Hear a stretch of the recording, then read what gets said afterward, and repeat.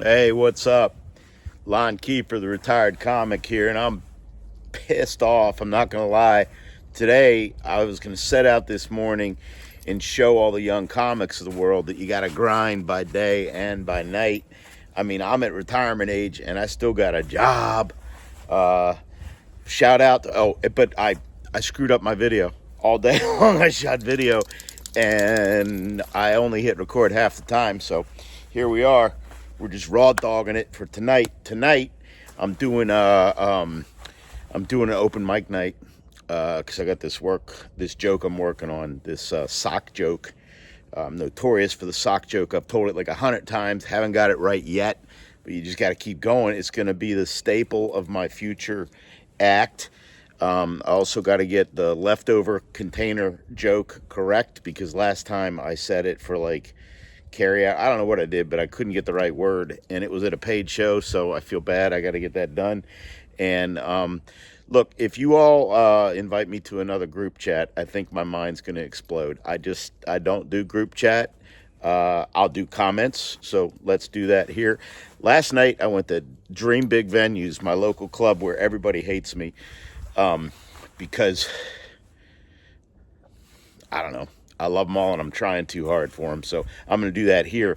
But last night I saw a comic that I really respect and I really think has a great future, and I loved him when I first saw him because he wasn't in his head. He was just being himself. Now, after maybe 2 years, I don't know, of comedy, he gets in his head every now and then, and he worries about what other people say or think. And last night he was pissed off and he did great. He just rolled. He told everybody that he tells jokes for himself, and I hope you're all doing it for yourselves. So anyway, I love comedy. I love you. I'm driving an hour plus to tell jokes at an open mic night for musicians. That's how much I want to get this joke down. Tonight, Cult Classic. I'm going to play my set, good or bad. Promise you, it'll be here later. Let humor work. That's my brand.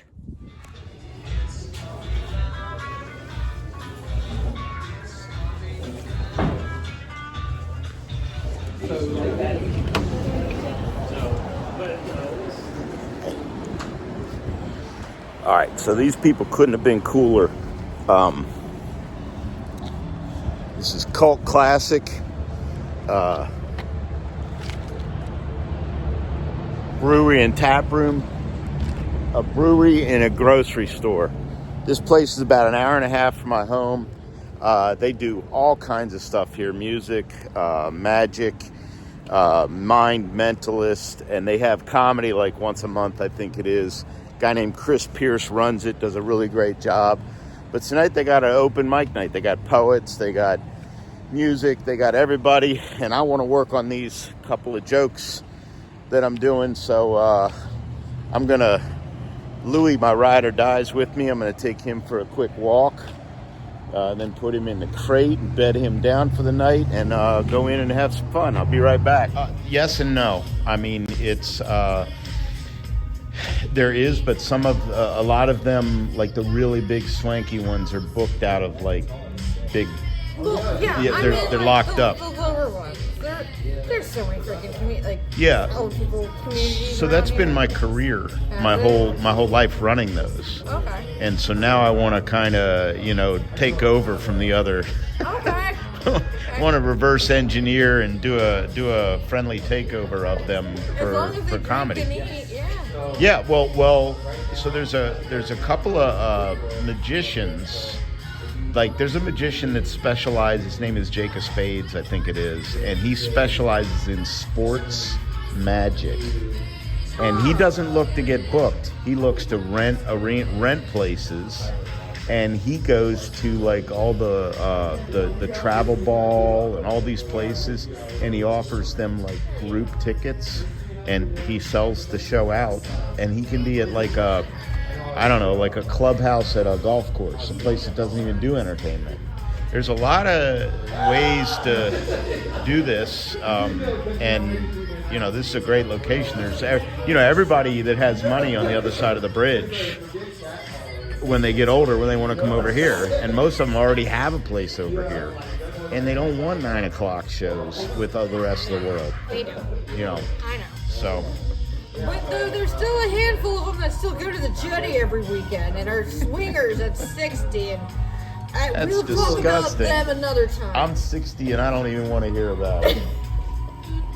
Thank you so much. Do you want to get cooking, Louie? Yeah, let's get cooking in a minute. Sweet. I'm going to go back real quick. Pause right now for some stand-up with Lon Kieffer. Let me hear it. Let me hear it. Thank you. How's it going, everybody? Yeah, that's what I expected. That's the response I expected. Look, I'm not a musician. I promise you. And I don't even look like a comic. I realize that. I look more like an old cop. Yeah. And a newborn infant, like all at the same time. Use the other mic. Use the other mic? Yeah. This one's not working. Okay. Oh, is that? All right, you want to do a, whoa, this one's working. There you go. You want to do a restart? Yeah. Hey, give it up for Javier. Did I say that right? All right, and Jessica back there on the sound. Yeah, thank you.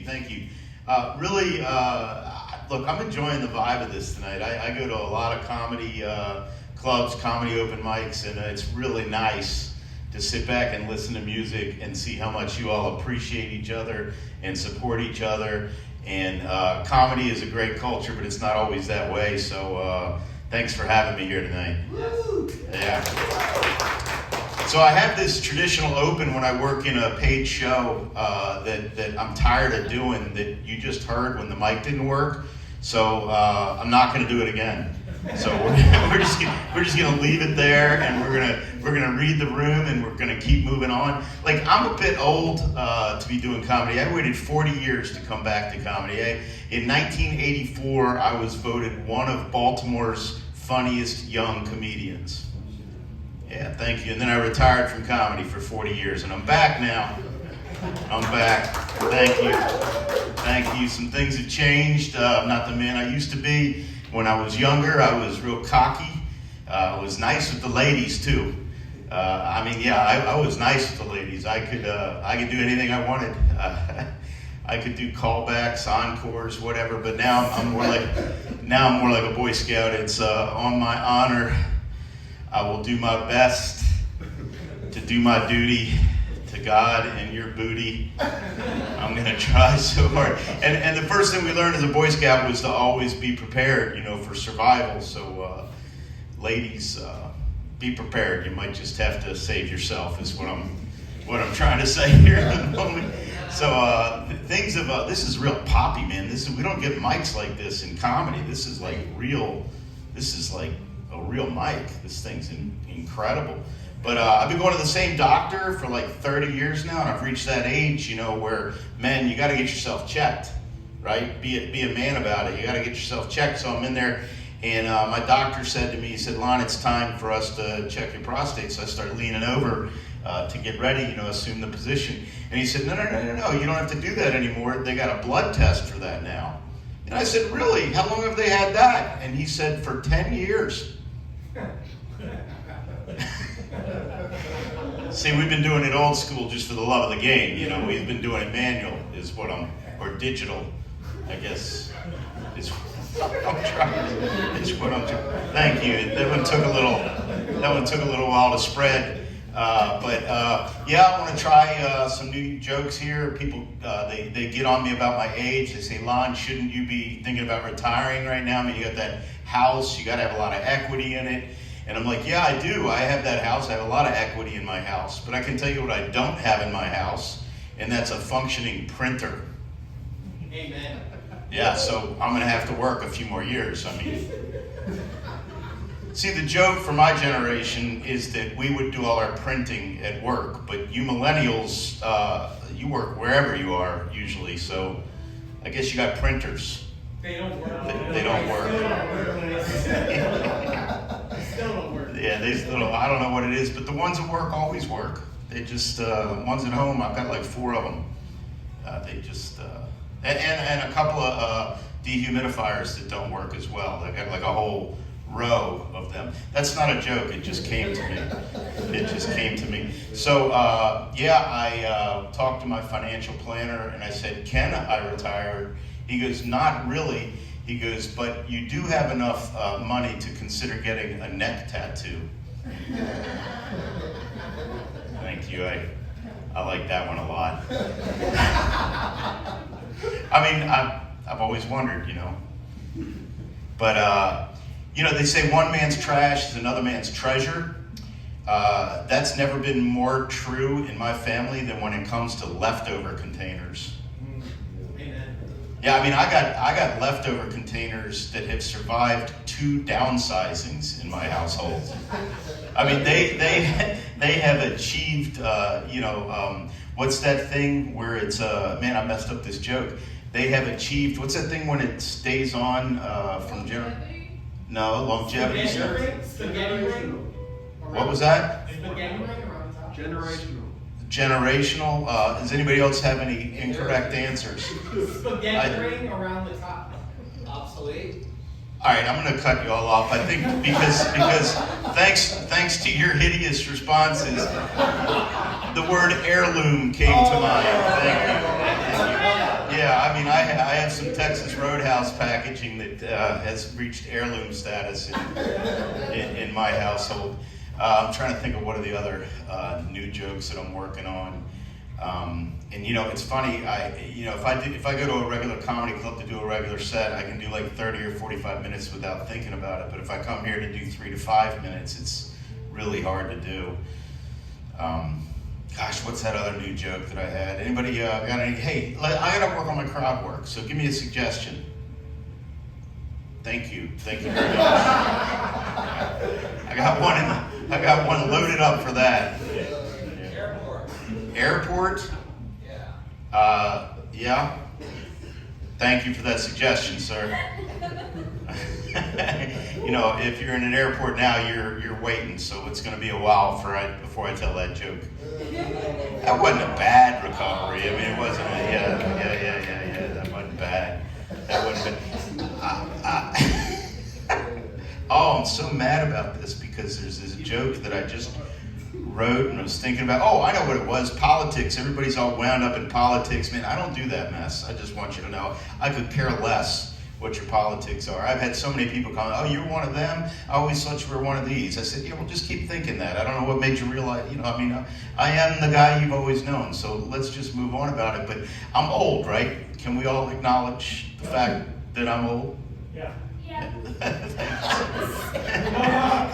I appreciate it. Man, the first thing you guys bought all night from me is, yeah, you're old.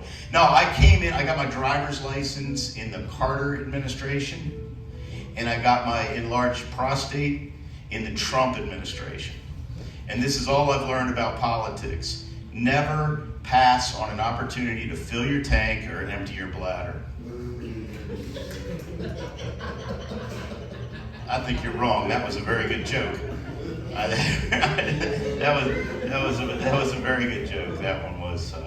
So I'm going to finish with this. I'm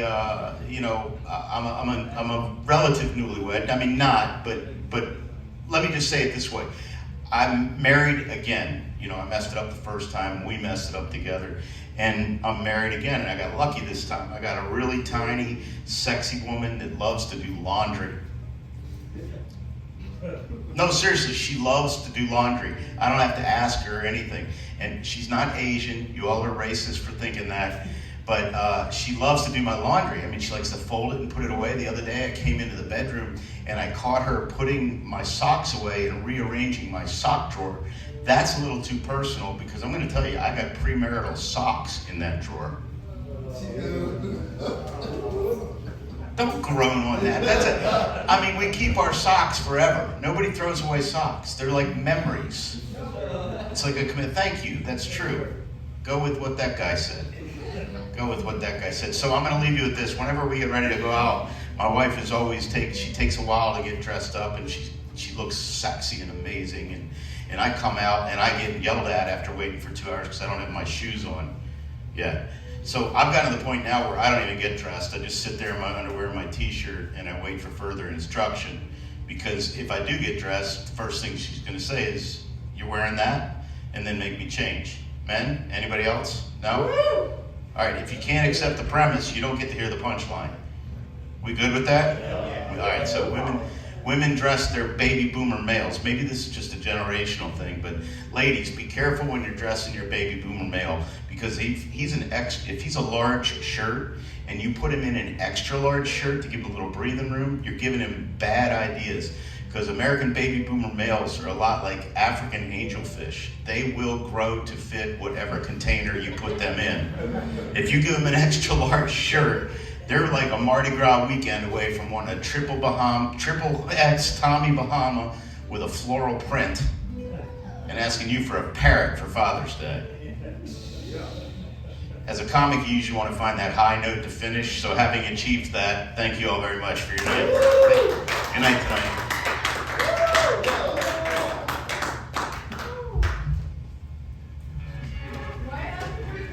Yo, that was a good set. That was check, yeah, we're Yeah, I don't know what's working now. He's wonderful. The mic was hot. That was hot, man. It was hot. And it stopped working because I was recording. And I couldn't I'm glad he untangled it because I couldn't go to the other one because the camera was set on. We're good. This was fun. Thank you. That's a wrap. Man, what a nice vibe here. Really a nice vibe.